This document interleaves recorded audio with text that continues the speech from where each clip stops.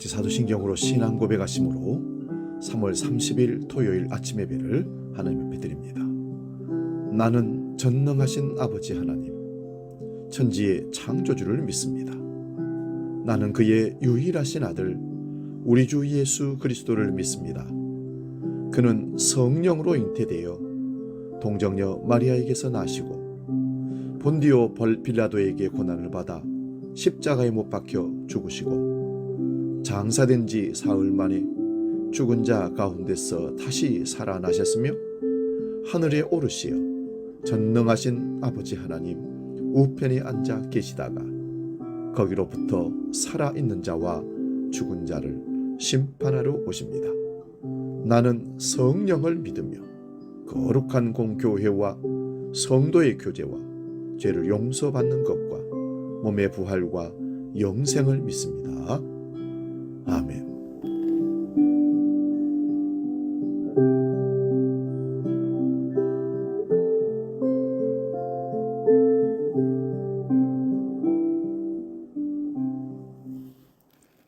찬송가 160장 무덤에 머물러 함께 찬송합니다.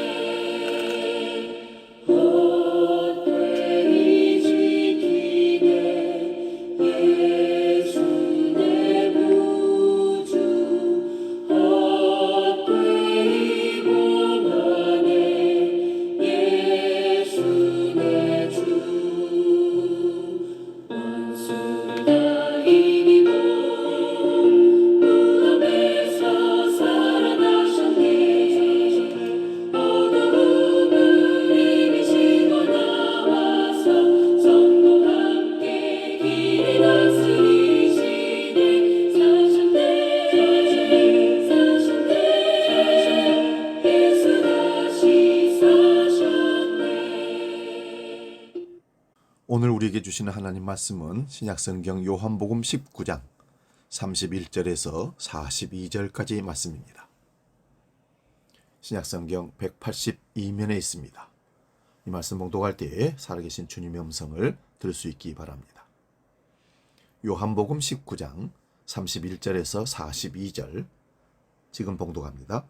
이날은 준비일이라. 유대인들은 그 안식일이 큰 날이므로 그 안식일에 시체들을 십자가에 두지 아니하려 하여 빌라도에게 그들의 다리를 꺾어 시체를 치워달라 하니 군인들이 가서 예수와 함께 못 박힌 첫째 사람과 또 그 다른 사람의 다리를 꺾고 예수께 이르러서는 이미 죽으신 것을 보고 다리를 꺾지 아니하고 그중 한 군인이 창으로 옆구리를 찌르니 곧 피와 물이 나오더라. 이를 본 자가 증언하였으니 그 증언이 참이라. 그가 자기의 한 말하는 것이 참인 줄 알고 너희로 믿게 하려 함이니라. 이 일이 일어난 것은 그 뼈가 하나도 꺾이지 아니하리라 한 성경을 응하게 하려 함이라. 또 다른 성경에 그들이 그 찌른 자를 보리라 하였느니라. 아르마대 사람 요셉은 예수의 제자이나 유대인이 두려워 그것을 숨기더니 이 일 후에 빌라도에게 예수의 시체를 가져가기를 구하매 빌라도가 허락하는지라. 이에 가서 예수의 시체를 가져가니라. 일찍이 예수께 밤에 찾아왔던 니고데모도 몰약과 침향 섞은 것을 100리트라쯤을 가지고 온지라. 이에 예수의 시체를 가져다가 유대인의 장례법대로 그 향품과 함께 세마포로 쌌더라. 예수께서 십자가에 못 박히신 곳에 동산이 있고 동산 안에 아직 사람을 장사한 일이 없는 새 무덤이 있는지라. 이날은 유대인의 준비일이요 또 무덤이 가까운 고로 예수를 거기 두니라. 아멘. 오늘 봉독한 말씀으로 무덤 속의 예수 그리스도, 이런 제목으로 말씀 상고하면서 은혜를 나눕니다. 어제 십자가에 달리셔서 죽으셨던 예수 그리스도를 이제 무덤 속에 두는 그 사건이 벌어졌습니다. 이제 내일이면 새벽에 예수님이 부활하시는 3일째 되는 날이 되는데, 오늘은 무덤 속의 예수 그리스도에 대해서 말씀을 상고합니다. 모든 사명을 다 이루시고 운명하신 우리 주님은 공회원이었던 아리마대 요셉에 의해서 예수님의 시신은 장사되어서 고난주간 7째 날에는 무덤 속에 계시게 되었습니다. 전날에 십자가에서 죽으시고 무덤에 장사 지내신 예수님은 이날은 종일 무덤 속에 계셨습니다. 생명의 근원이 되시는 하나님의 아들이 죄인들에 의해서 죽임을 당하시고 무덤 속에 묻혀 있었던 이날은 참으로 슬픔의 날이 아닐 수가 없습니다. 예수님은 십자가 고난을 당하시기 전에 여러 차례에 걸쳐서 자신이 죽은 지 3일 만에 부활할 것을 예언하셨습니다. 대제사장과 바리새인들도 이 말을 들어서 알고 있었기 때문에 빌라도에게 찾아가서 예수님의 무덤을 사흘째까지 굳게 지켜달라고 요청을 했습니다. 그래서 대제사장과 바리새인들은 경비병들과 함께 예수님의 무덤에 가서 입구를 돌로 굳게 봉인하고 경비병들을 예수님 부활 때까지 무덤을 지키게 세워두었던 것입니다. 이러한 인간의 수고와 방법은 참으로 어리석기 짝이 없습니다. 부활이요 생명 되시는 예수님은 결코 인간이 지키고 있는 무덤 속에 영원히 갇혀 지낼 수 없기 때문입니다. 이제 온 세상에 기쁨과 소망을 가져올 찬연한 부활의 새벽이 다가오고 있습니다.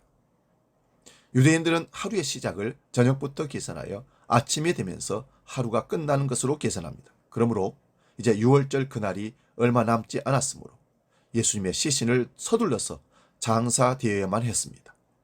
시신을 십자가 위에 방치된 채 거룩한 안식일과 6월절을 맞는 것을 막기 위하여 유대 종교 지도자들은 총독 빌라도에게 유대인의 정결배부로 볼 때 부정한 것으로 간주되던 시신을 치워두도록 요구했던 것입니다. 따라서 예수님의 시신은 아리마대 요셉에 의해서 신속히 장사가 되었습니다.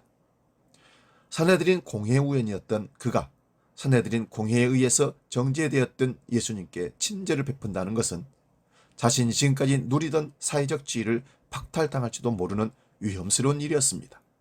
그러나 이를 무릅쓰고 아리마대 요셉은 이와 같은 일을 행하였다는 사실은 진실된 성도의 충성으로 어떠한 희생조차 불사한다는 사실을 보여주기에 충분합니다. 아리마대 사람 요셉은 예수 그리스도의 숨은 제자였다고 기록합니다. 다른 복음서에 나오는 것과 같이 그는 산헤드린 공회의원이었습니다. 누가복음에 있는 것과 같이 빌라도를 접견하고 예수의 시신을 달라고 요청한 것은 그가 유대인의 지도자 중 한 사람인 공회의원이기 때문에 그렇습니다.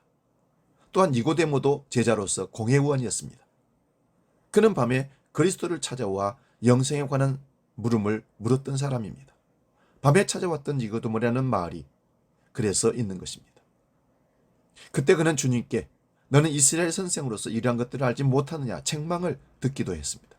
그는 예수님의 장례를 위해서 몰약과 침향석 큰 것을 100리트라쯤 가지고 왔다고 오늘 성경에 기록합니다. 리트라는 로마인들이 쓰는 부피 단위로 약 300에서 400g 정도 되는 무게의 양이라고 합니다.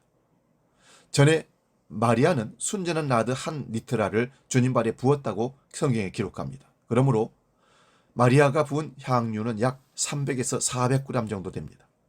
니고데모는 100리트라를 갖고 왔다고 합니다. 약 30에서 40kg을 갖고 온 셈입니다. 그것은 엄청난 양으로 일반인들을 위해 쓰는 양이 아니고 왕의 장례를 위해서 사용된 양이라고 합니다. 그래서 예수 그리스도의 장례는 왕의 장례였다는 의미입니다. 예수 그리스도의 죽음은 사명을 다한 죽음이었습니다. 이스라엘 백성들이 출애굽 전날 어린 양이 죽어 피를 문설주와 임방에 발라야 죽음의 사자가 넘어가듯이 예수 그리스도가 죽어 피를 흘려야 생명을 얻을 수 있습니다. 주님은 십자가에서 피와 물을 다 쏟으시고 어린 양의 사명을 다 마치고 돌아가셨습니다. 그날이 바로 6월절 바로 전날이었던 것입니다. 그리스도의 죽음은 성경을 완성한 죽음이었으며 그 죽음은 사람을 변화시키는 죽음이었습니다.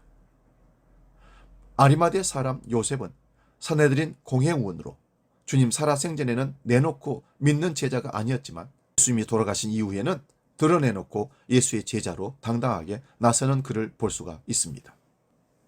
그는 빌라도 총독에게 당당히 나가서 우리 주님의 시신을 달라고 요구했습니다. 부자인 그로서는 매우 위험천만한 일이었습니다. 법으로 재산권이 보상되지 않았던 시절에 만약 그 사이에서 출교라도 되면 모든 재물을 한꺼번에 잃을 수도 있기 때문에 그렇습니다. 니고데모도 마찬가지입니다. 그는 율법을 알았을 뿐만 아니라 지키던 사람으로 사람들의 존경을 받았던 그런 인물이 니고데모입니다. 그 역시 주님의 죽음 앞에 다른 사람이 되었던 것입니다. 주님의 장례를 위해서 명예를 잃을지라도 선뜻 나섰기 때문입니다. 그들은 부와 명성과 명예를 포기하고 따가운 감시의 눈총에도 불구하고 왕의 장례품으로 정성을 다해서 주님의 장사를 치렀던 것입니다. 큰 일을 당하고 나서야 사람의 진가가 드러나는 법인 것 같습니다. 그들 앞에는 호산나 호산나 기뻐 외치던 군중들이 있었고 오병이의 현장에서 떡과 물고기로 배를 채웠던 사람도 있었고 갈릴리 호숫가에서 주님의 산상수훈을 들었던 많은 사람들이 있었습니다. 더구나 주님으로부터 각종 난치병을 낳은 사람들도 그때 살아있었습니다. 그러나 그들은 한 사람도 예수님 주위에 나타나지 않았습니다. 진짜 주님을 향한 그들의 사랑은 어디에 있었을까요? 기적만, 열매만 따먹고 주님을 외면하고 두려워서 숨어버린 사람들입니다. 성도의 신앙은 평안과 축복을 누릴 때보다도 역경과 고난을 직면하게 될 때에 입증된다는 사실입니다. 우리는 하나님께서 축복과 평안을 베풀어 주시면 자신도 하나님을 위해 헌신하고 충성하겠노라고 맹세하지만 정작 시련과 핍박이 닥치면 누구나 쉽게 신앙을 포기하고 심지어 하나님을 원망하는 잘못마저 범하게 됩니다.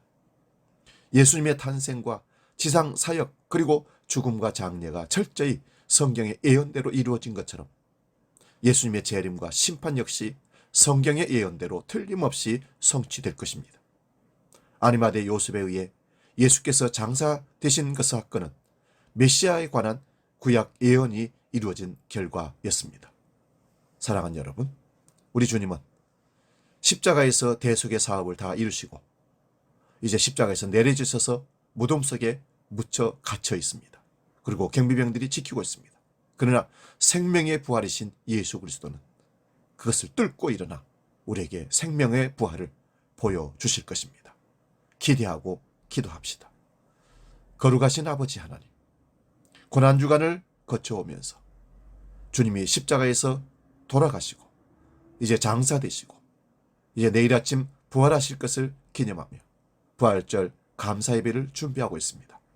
생명의 부활에 참여한 믿음의 사람들로 당당하게 떳떳하게 주 앞에 나타날 수 있도록 주님 우리를 주님이 축복하시고 주님이 고난당하시고 주님이 슬퍼하시고 주님이 죽어 묻어 계시는 그 무덤 앞에까지도 두려움 없이 과감하게 십자가를 지고 자기를 부인하고 따라가는 정직한 하나님의 백성들로 이 땅을 살게 해 주시옵소서. 이제 주기도록 기도합니다. 하늘에 계신 우리 아버지, 아버지 이름을 거룩하게 하시며 아버지의 나라가 오게 하시며 아버지의 뜻이 하늘에서와 같이 땅에서도 이루어지게 하소서. 오늘 우리에게 일용할 양식을 주시고 우리가 우리에게 잘못한 사람을 용서하여 준 것 같이 우리 죄를 용서하여 주시고 우리를 시험에 빠지지 않게 하시고 악에서 구하소서. 나라와 권능과 영광이 영원히 아버지의 것입니다. 아멘.